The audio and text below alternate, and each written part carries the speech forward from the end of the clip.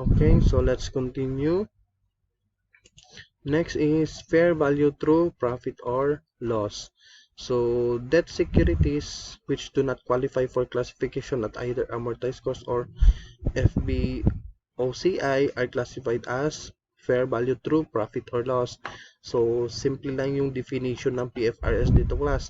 Kapag yung bonds is hindi nag-qualify as amortized cost and at the same time hindi rin nag-qualified as fair value through other comprehensive income, dito na siya mafo-fall ngayon through profit or loss.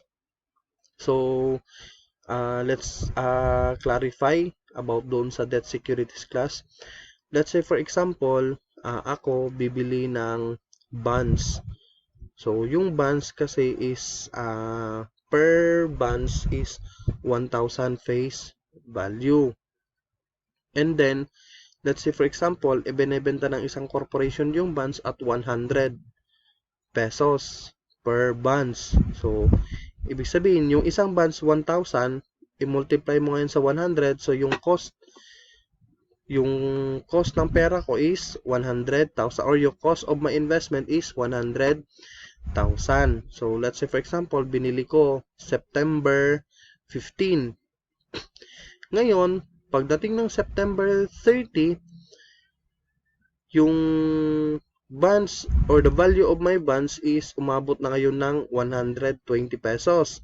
So, ibig sabihin, merong increment na 20 pesos. So, kapag ibebenta ko na yung bonds at 120 pesos, nagka-income ako doon ng 20 pesos per bonds. So, that is 20,000. So, ibig sabihin nun, class, binili ko yung bonds, ibebenta ko kapag tumas na yung value or the market value. So, ibig sabihin, yung change from 100 pesos to 120 sa profit or loss or sa income statement mo siya i-recognize. So, yan yung best example ng fair value through profit or loss. Dito naman, class, kasi sa fair value through other comprehensive income, yung business model ng isang kumpanya is hihingi siya ng interest and at the same time, ibebenta niya yung assets. So, yun yung crucial doon sa judgment ng isang auditor. Either yung isang investment ba is held for OCI or di kaya profit or loss. So next, accounting for equity securities. So accounting for equity securities depend on the extent of ownership. Ibig sabihin, in equity investments daw, class, kasi bumibili ka ngayon ng share sa isang corporation. So yung bonds, yung bonds, class, on the part of the corporation, utang siya. Naintindihan? So here in equity securities, yung ownership ng isang corporation is ibinebenta niya na ngayon dun sa public. Naintindihan? So, in bonds, nangungutang si corporation. In shares, si corporation, ini-issue niya yung kanyang mga ownerships. So, yun yung pinagkaiba nilang dalawa. So, ang accounting for equity investment daw is depend on the extent of ownership. Anong ibig sabihin nito? Controlling interest. Ibig sabihin ng controlling interest, si Company A owns more than 50% equity of Company B. It has a control over Company B and is required to prepare consolidated financial statements. So, ibig sabihin daw ng controlling interest daw, class, let's say for example, si Company A binili si Company B. So, binili niya more than 50%. So, ibig sabihin si Company B is in control of, si Company A is in control of Company B. So, best example, class, is BDO. Si BDO, binili si One Network Bank. So, ang nangyari daw is, I think, yung base sa news na narinig ko, binili ni BDO si One Network Bank through shares or consolidation ang tinatawag doon. So, binili lahat or I think 90% of ownership ng One Network Bank binili ni BDO. So, si BDO ngayon ang may control kay One Network Bank. So, yan yung tinatawag na controlling interest. As long as naging more than 50% yung ownership ng isang kumpanya sa isang kumpanya, that is a controlling interest. Next, significant influence. So, significant influence meaning si Company A owns anywhere between 20% and 50% of equity of Company B. It has significant influence over B and is required to account for investment in B using the equity method. So, sa controlling interest daw class, yung accounting na i-apply mo is consolidation. Dito naman sa significant influence, yung accounting na i-apply mo is equity method. Anong ibig sabihin ng equity method? In significant influence kasi class, kapag si Company A, meron siyang 20% up to 50%, there is a significant influence si Company A. Anong ibig sabihin ng significant influence? Every time na mayroong gagawing major decision si Company B sa kanyang kumpanya, dapat magkaroon ng consultation from Company A. So, any loss incurred by Company B, may hati doon si Company A. And any income earned by Company B, may hati doon si Company A. Naintindihan? So, equity method, ibig sabihin ng equity method, si Company A, mayroon siyang investment kay Company B.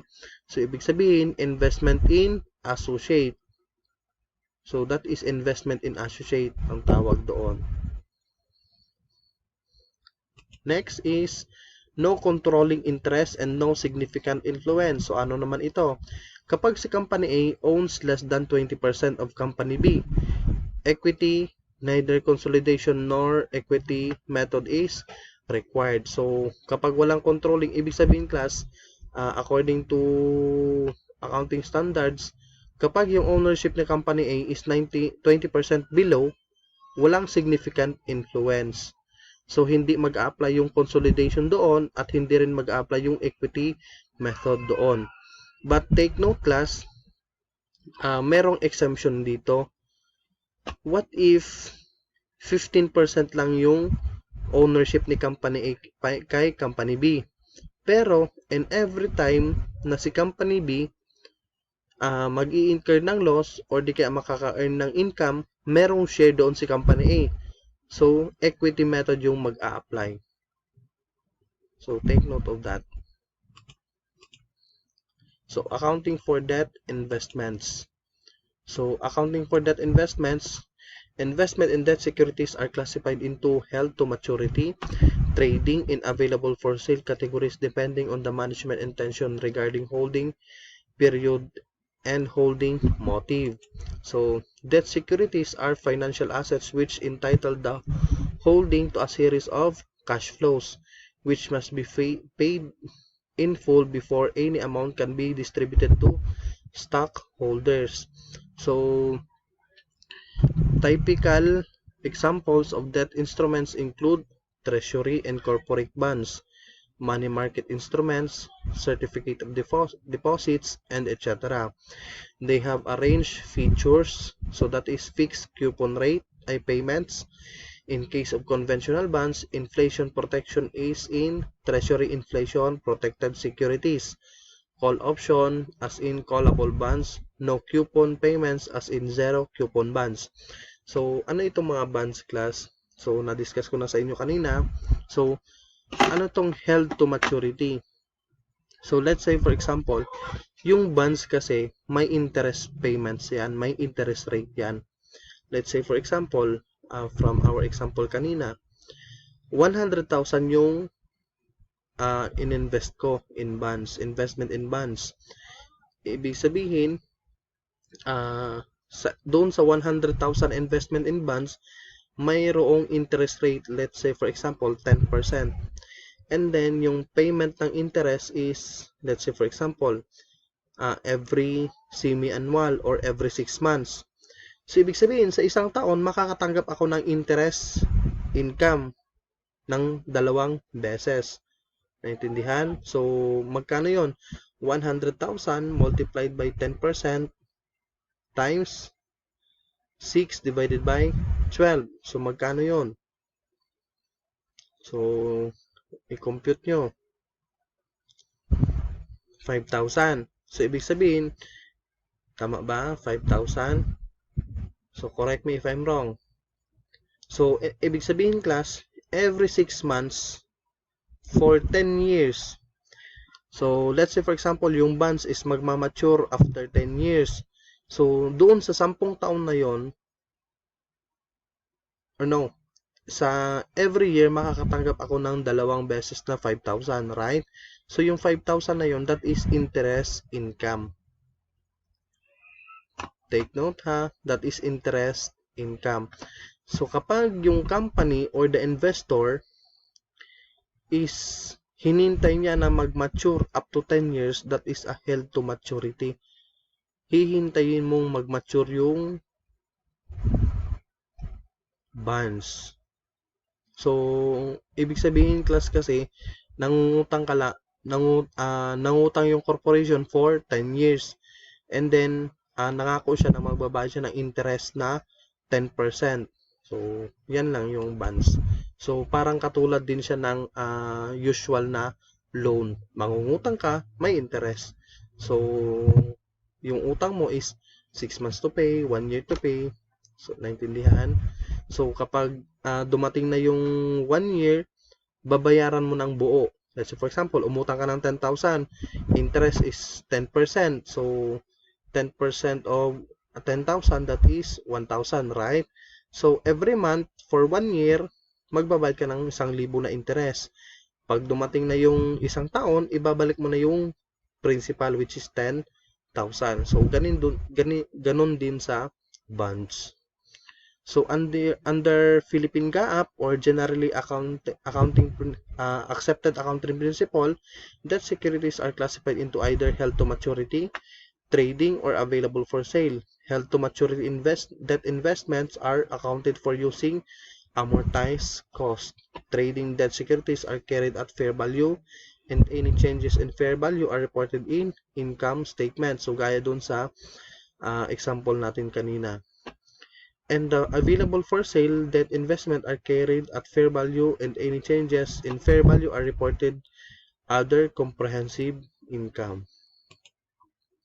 So, by the way class, dito, hindi nyo naman kailangang intindihin pa yung accounting side. So, ipinapakita ko lang sa inyo kung ano yung,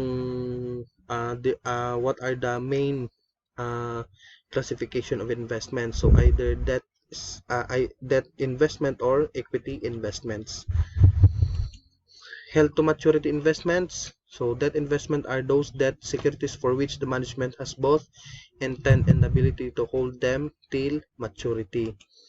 So, a typical debt investment or instrument is issued against a sum of money called principal. So, ito na yung principal. The bondholder gets periodic cash flows in return, which are either interest only or combination of interest and principal. So, yung bondholder daw class, so makakatanggap. So, nakadepende dun sa kontrata nila kung how often yung bayaran ng interest. Where the periodic cash flows are interest only, the principal is returned typically at the expiration of the debt. So, ibabalik yung principal pagkatapos ng expiration ng utang. Debt instrument may have a myriad of cash flow patterns. However, the basic accounting approach when the debt is held till maturity is the same. That is amortized cost. Trading investments, debt investment. So, it's the same pa rin. Available for sale.